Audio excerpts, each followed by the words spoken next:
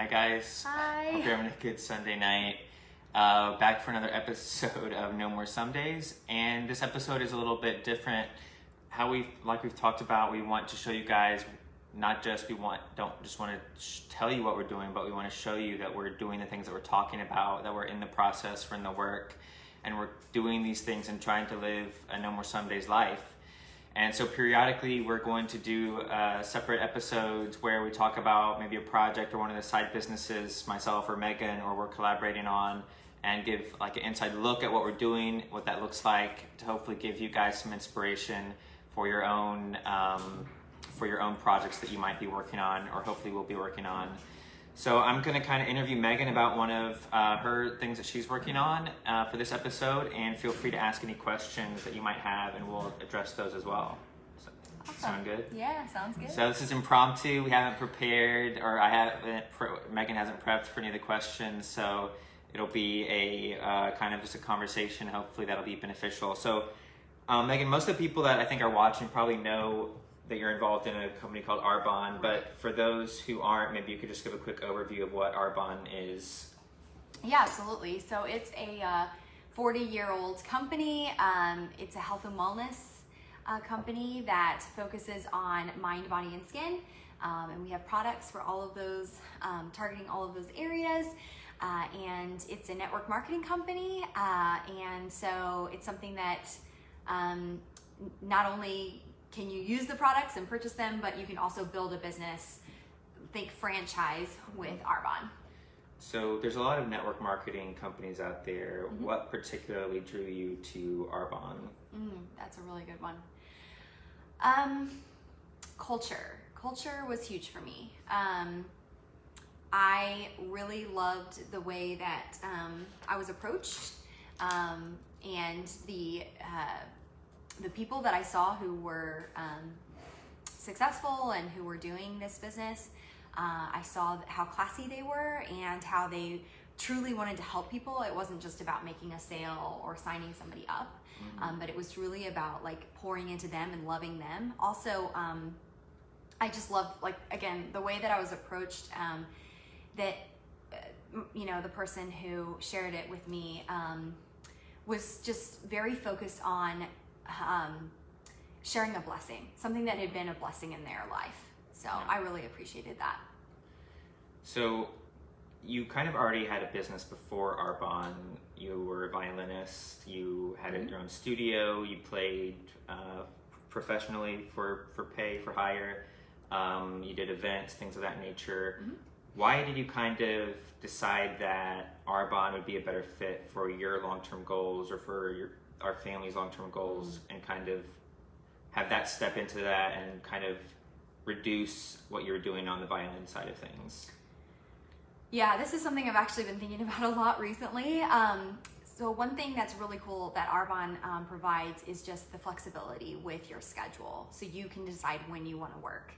And with teaching and performing, I didn't have as much flexibility. I had some, but not quite as much. There were only certain hours I could teach lessons, for example, or there were only certain times that gigs would happen, and that often conflicted, as you know, with our family time, because your work schedule is pretty set. And so I saw kind of down the path how our schedules would continue to be kind of the opposite, and I didn't like that trajectory. And also I loved the possibility of having the flexibility of being able to work my business wherever I was. So if we decided to travel somewhere or, whatever, I couldn't necessarily work from other places. I guess one time I did teach like an online lesson, but I prefer to be in person. Yeah. But most things, are in person and are best done in person. And so with playing the violin, and so I loved the opportunity with this business to be able to work it anywhere at any time. I also really loved the way that this business could be something, once you build it to the size of a certain level, basically in Arbonne, they basically give you the option of willing your business to someone. And so I thought it was so cool that once, I promote to that level, I could will my business to you, or if we had children or whatever down the Sure. line, and then continue to provide for them that way. When I close my studio, as you know, we're not getting paid from that because I'm no longer teaching lessons and I'm no longer performing up there in Indiana. So I can't get paid from those things, Right. even though I'm not there. So I think that's a good thing to kind of take a sidestep on, is the structure of businesses. When somebody, let's say, is trying to decide, hey, I want to start a side hustle, I want to start a business. Right. But the structure of it, if I'm going into something like, music or a musician where it's just you, or something like maybe a personal trainer, Right. or even a coach to some extent, like a life coach or coaching a specific skill, a tutor, something like that. There's somewhat of a ceiling in some cases on that type of business because you Right. are the product. Yeah. And you are essential to that. So how do you think people should think about, maybe they are really passionate about being a violinist or a Right. coach or a personal trainer. Right. How would you have people think about when they're getting ready to start the kind of business they're going to start, personal type versus something that can probably maybe have a more passive income potential, or grow outside of just that person's ability? Right, where you can't duplicate yourself. Yeah, correct. Yeah, because with a network marketing company, your goal is to duplicate yourself, right? Yeah, and so it can function technically, the goal is, without you.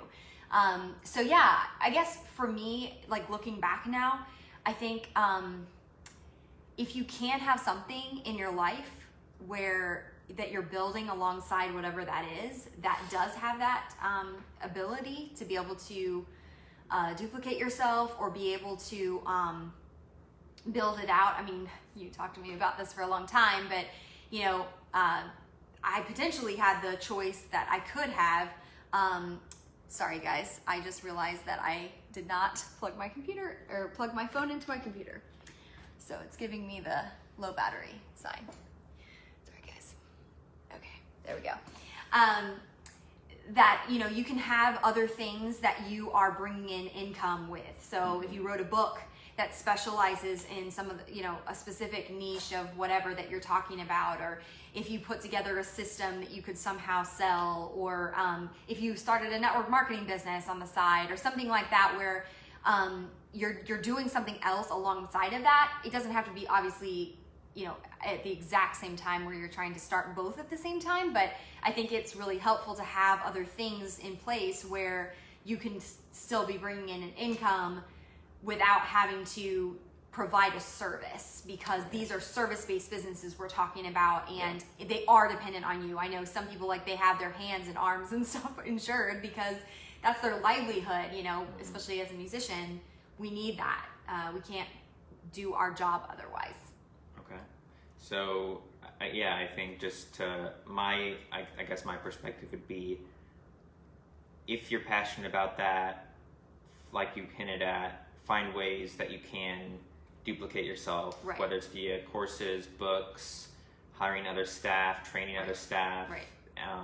And working on, or having higher level products to where maybe it's more, you're not doing as much work, but you're spending more time with a particular client or whatever it might be. Right. So there's different ways. I guess my point would be, don't let that scare you, because now kind of one of the trends is, making passive income, having more time freedom, which is really important. But if you are really passionate about something, I wouldn't shy away from those that seem like they are just service-based businesses just because you want the time freedom. Right. I think service-based businesses are fantastic, and I don't regret, doing that at all, and building that. But yeah, I think just having something else alongside of that is really helpful, and I think it's something where that way you can, when you are doing your service-based business, you can spend more time with doing the things that you love, and Right. not feeling strapped money-wise or time-wise with other things as much, hopefully. Yeah. Again, it's up to you and all that. So going back to the violin, before you transition to more Arbonne, you started playing violin when you were around three, and you've been playing it through college and past college. There was, we even joke about you were known at camp as the violin girl. There's a lot of identity wrapped up into being Correct. a violinist. Yes. was it difficult to give up some of that identity, knowing that yes, violin will still be a part of your life, but it wasn't going to be as big a part of your life as it had been up to that point? Yeah, it was very difficult. It was very difficult. It was, and I think what I realized in it, and I kind of did a post on this a while back, but you know, I did have so much of my identity wrapped up into that title. And it almost was like I got sort of an emotional high when somebody was like, "Oh, you play violin? Right. Like that's so cool," you know? It was like ego to it almost. Right. Yes. And it was interesting because I heard somebody talk about recently, share their story, and they were talking about how they made their title an idol. And, you know, when we make it so wrapped up in our identity, we put that above other things that we know actually need to not be, you know, we put it above in our priorities and in a place where it does not belong. And so for me, that was, it was humbling. It was super humbling. I think the moment that happened was really when we moved here, and I was, you know, going through that transition of, you know, I don't have my studio anymore, and you know, I wasn't even doing a few lessons here and there, and I, you know, I've just done a few weddings and other things so far. So, you know, kind of felt like starting from scratch again and all of that, but it was a really good lesson for me in that I needed to let go of that, and that ego was not healthy for me. But now I feel like I'm kind of a little bit more on the other side of it, and it's something that I have embraced so much more now. So I posted something on Twitter about this, actually, I think today, like being able to, regardless of how much money you make, being able to, whether it's, I was talking more specifically about a side hustle, right, being able to make money a different way, whether that's driving Uber, coaching in some way, flipping products, whatever it is. There's like a confidence that you get knowing that I don't have to rely, my only way to make money isn't just doing my 9-to-5 job. Right, and there's a level of confidence that even regardless if you're just making $100 a week, $50 a week, whatever, that is really, I think, empowering that, hey, I can, if something were to happen to my job, I can figure out another way. I'm not so tied to this. I'm not my job. Would you say there was that similar kind of thought process once you were able to be successful in Arbonne? Yeah, I mean, I think there was sort of that freedom. I don't think I really felt a lot of that until we moved here and lived here for a bit, because it was like really letting go of the reins and like, okay, we're really doing this. This is really happening. But then, when I really took a step back and saw, okay, I could still make a living doing something else and I'd still be okay. Obviously, you know, I knew I had skills and I have degrees and stuff, you know, I can get a job, a job, but, you know, to build a different kind of business, definitely built my confidence more in that, like, oh, you know, I built a business, a service-based business, that was a traditional business, from the ground up, but now I'm building this other kind of business, a health and wellness business, and I'm building that from the ground up, and I'm still able to be successful in both, just through hard work and consistency, and a willingness to grow and take coaching. So what do you think, since you did, you know, you were a violinist, you also built, you know, more talking about your studio business, teaching violin, what lessons or what were your biggest takeaways from building that you were able to incorporate into your Arbonne business? Oh, that's a really good question. It's just so many. One of the big ones was just like, so I started my studio, I like to say, like, technically I started it in June of 2011. And, you know, I just started putting myself out there. I started creating a website. I started taking steps toward actually building a studio. And I did not have my first student join my studio until January of 2013. And I had 2 students start that same month. But it took that long before my personal studio got started. And I remember also The first month that I started teaching, not even in my own program, in another program, I think I made like $72 or something like that. And I remember feeling very humbled by that number, like, okay, you know, like, so it was good to have that experience and then bring it over, because I knew with Arbonne it was going to be the same thing, in that it was going to take time to build a business with like this. Any kind of business, it takes time, and it takes a willingness and a patience. I remember I put in a lot of hours. I'm sure you do too. Like putting together materials and getting everything ready so that when I had my first student, I was ready to go. I had packets put together. I knew exactly how I was going to run my studio, just about, and then I made tweaks as I went along.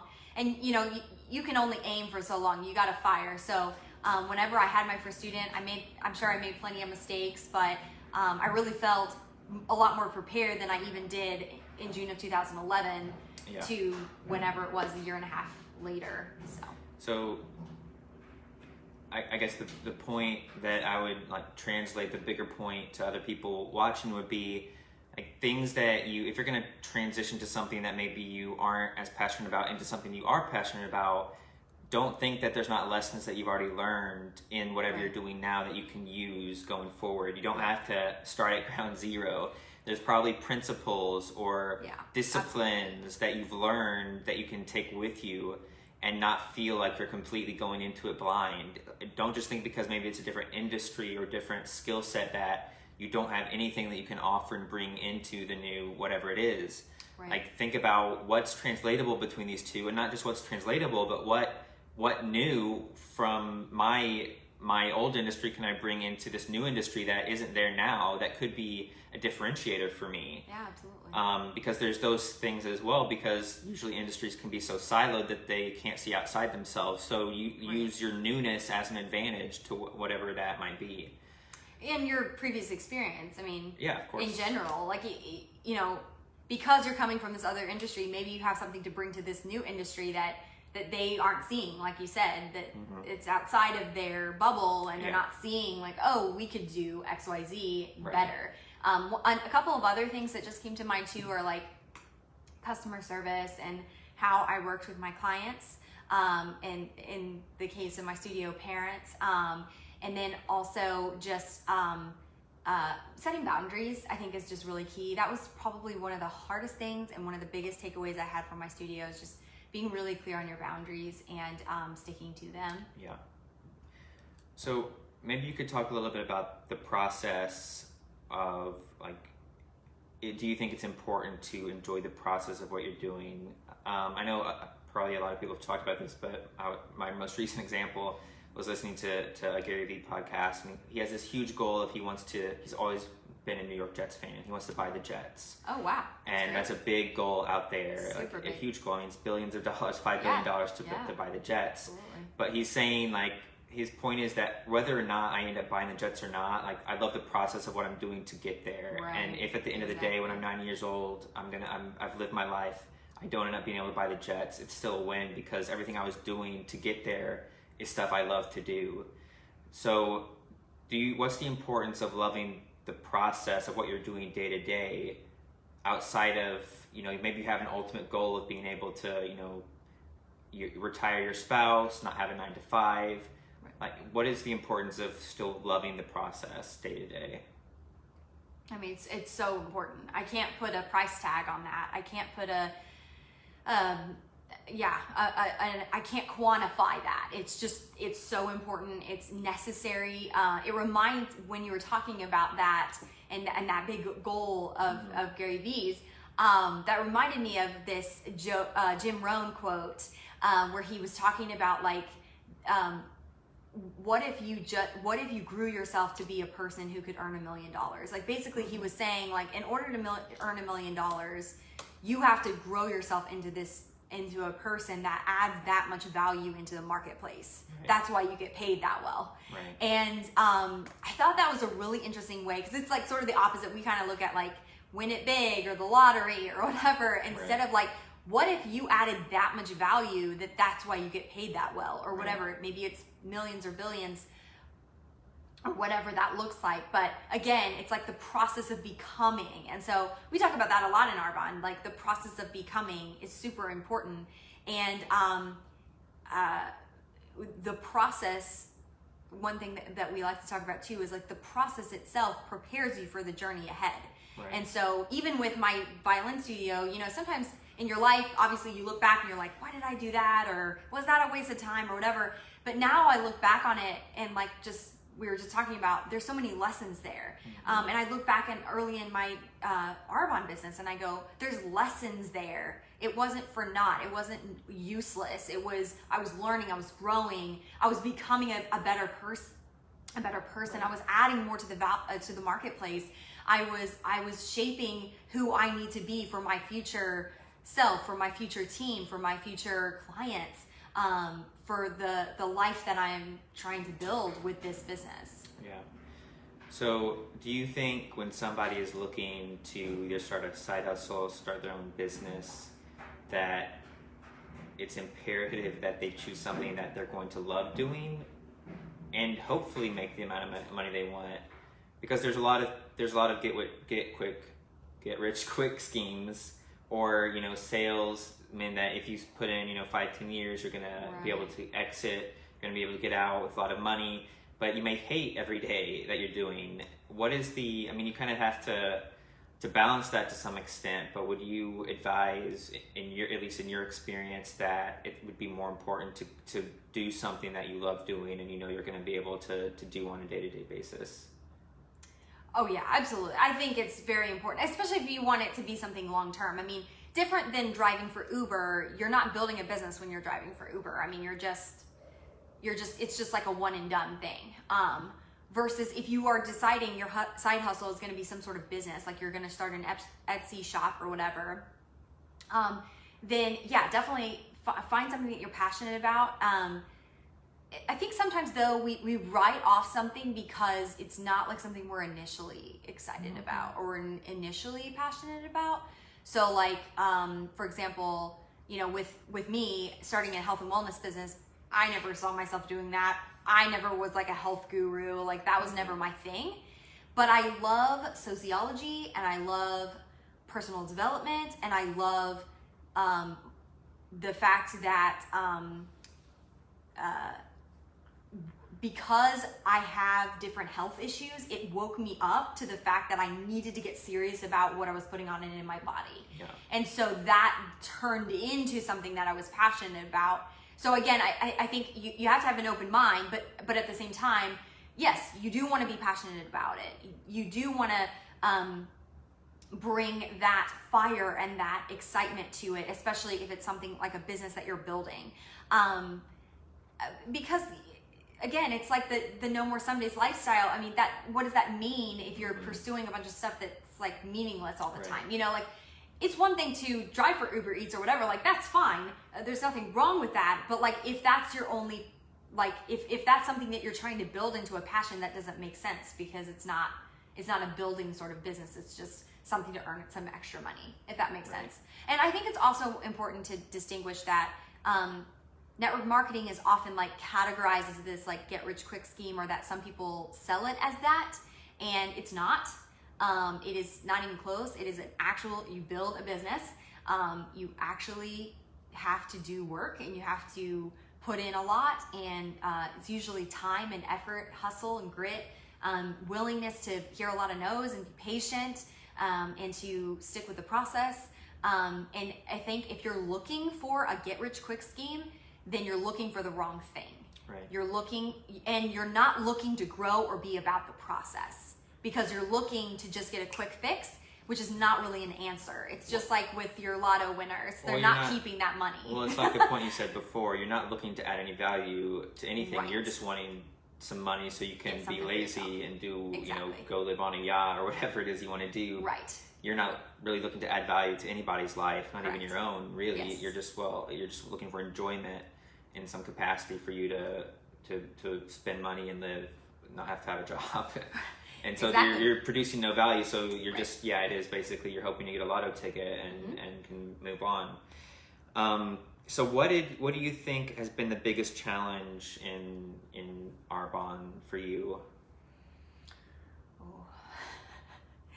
I think my biggest challenge that I've realized has been between my 2 ears has been my brain, is my head, my focus, my mindset, my belief. I mean, belief is the biggest thing that I think is just, it cuts right to the heart. And it was funny, one time I was listening to a training, and the girl was talking about, how to continue to build and continue to promote. And she said, I want you to text your upline and say like what you think your biggest obstacle is right now. And she goes, FYI, it's probably between your 2 ears. And at the time I was like, really? Like, it's not like how many people I'm reaching. And ultimately, yeah, it might be you're still not doing enough activity. I'm not saying that that's not a possibility, but your biggest obstacle is what you believe is possible. So like, if you don't believe something's possible, you're not going to act on it. So if I believe that it's possible for me to promote, then I'm going to do a lot more to get myself closer to that goal. Yeah. If that makes sense. I think, yeah, I've been thinking about this idea a lot lately, that I think a lot of us, and I guess when we say things like that, when we say a lot of us, we're really talking about ourselves, and we're assuming that other people, which they may, Hopefully. but we really feel that way, but we're really talking about we feel that way. But we put a governor on our how high we can go, and a governor, of course, is you can only go up to a certain speed. Right.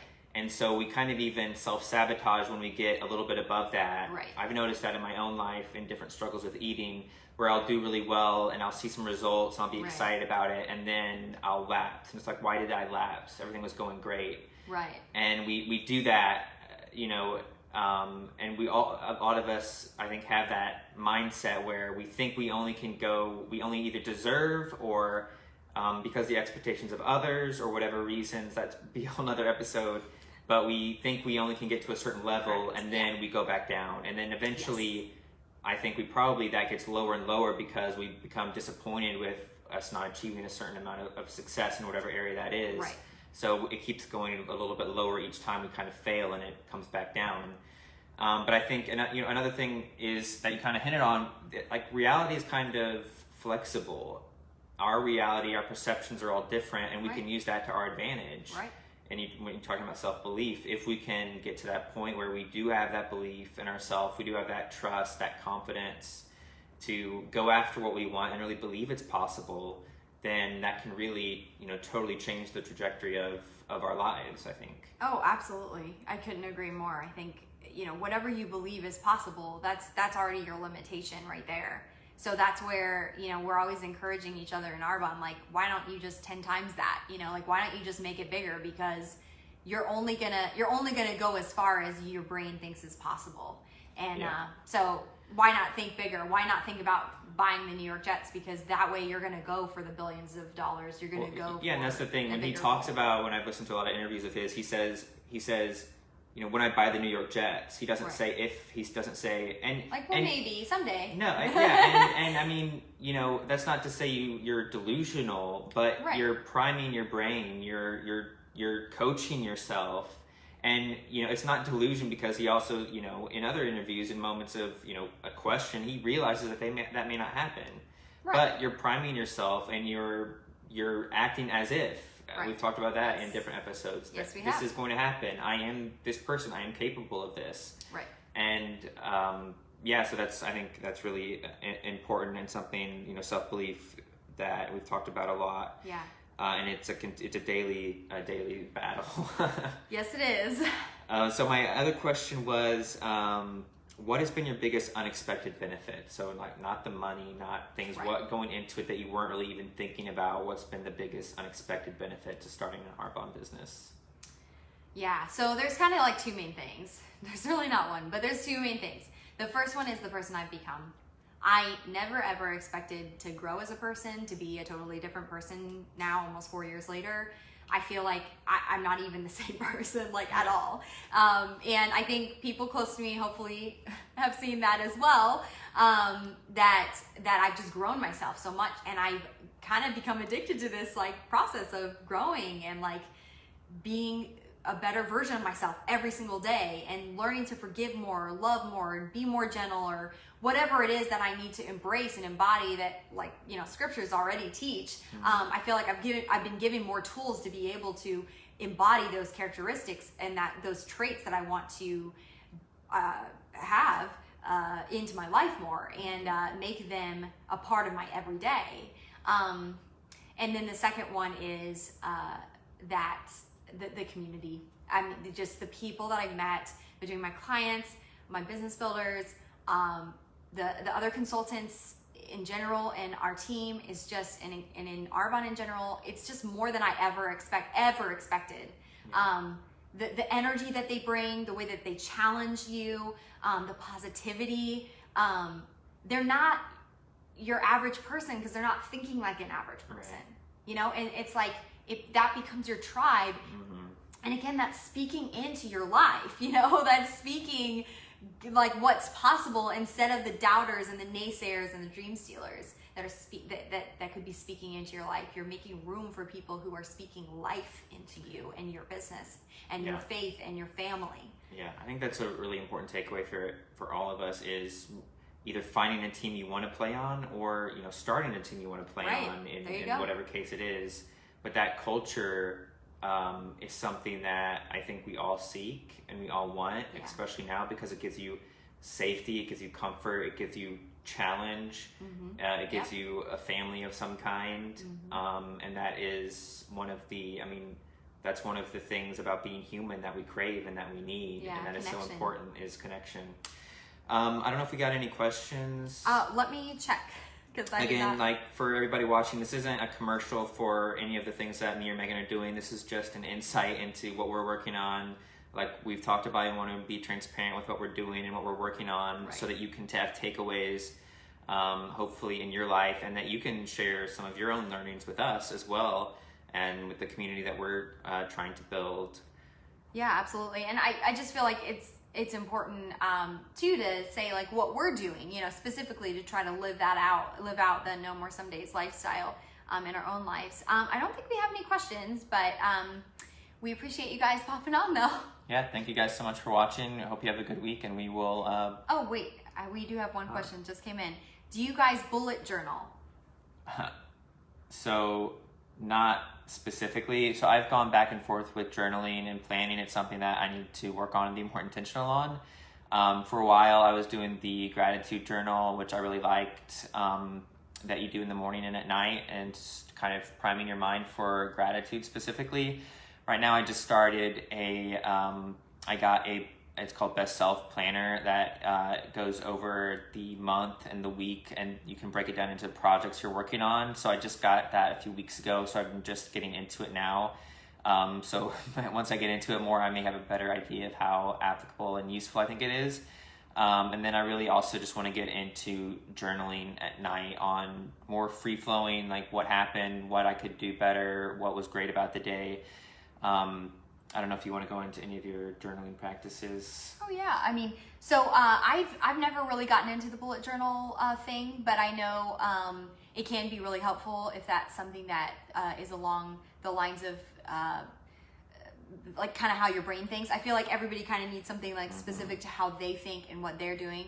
I think I've mentioned it multiple other times, but something that, you know, I do is I've kind of gotten out of the habit recently, but I usually had been journaling every morning. I journaled my prayers, just kind of like a morning journal time. And then occasionally I try to do journaling just through kind of working through some stuff and kind of going through thoughts. There's some different things that you can do to kind of help transform your thoughts, which we could do a whole other episode on. And then of course I love using the goal planner that I had mentioned many other times. It's Laura Casey's Cultivate What Matters is where you can find it, cultivatewhatmatters.com. And she has an incredible goal planner, and it really stretched me. I think I talked about it before. She really has you break down goals. She really has you flesh out, what am I saying no to? What was great about this month? What could I do better? You know, what am I saying yes to? How am I going to show up bigger? You know, what are my like to-do lists? What is just like my, you know, throw it up all over the page, kind of like what I've got going on. So she's really great about that, and I've loved using that planner a lot, and it's kind of served as a mini journal for me as we go throughout the year with different goals and with different projects. Yeah, and a couple recommendations, especially Ryan. There's one that I want to try someday after I get done with the one I'm working on now. It's called the battle planner it's a company called Order of Man. So it's specifically more for men, but especially it has a little bit of a military tint. It was started by a guy who has a podcast, Order of Man. His name's Ryan Mickler, who was in the Guard and served in Iraq for a while. But he has something called a battle planner, which it goes in 90-day increments. So that might be something to check out. Definitely. And then also another person, Ben Greenfield, he's in the fitness and self-development industry. He has one, I think it's called the Christian Gratitude Journal. He's revamping it right now, and I think he'll be coming out with it anytime, maybe by the end of the year or early next year. But that's another one that I really want to try out sometime as well, that I've heard really good things about. Yeah, I think it's just important to find something that just fits you and what you're wanting to do. I do a gratitude practice as a part of my business time too. Just before I sit down and reach out to people, I really try to think about what am I grateful for and how am I going to show up better for people in my life because I'm having an attitude of gratitude. So yeah, I don't know if we have any other questions. If you have any questions in general or obviously specific to my business, we'd love to share more if that's something that would be helpful for you, or if you have any questions specific. But hopefully we can do more episodes kind of like this in the future. Maybe me interviewing Matt on some of his projects. We would love to be able to share that with you guys. So Thank you guys. Have a great week. thank you. Good night.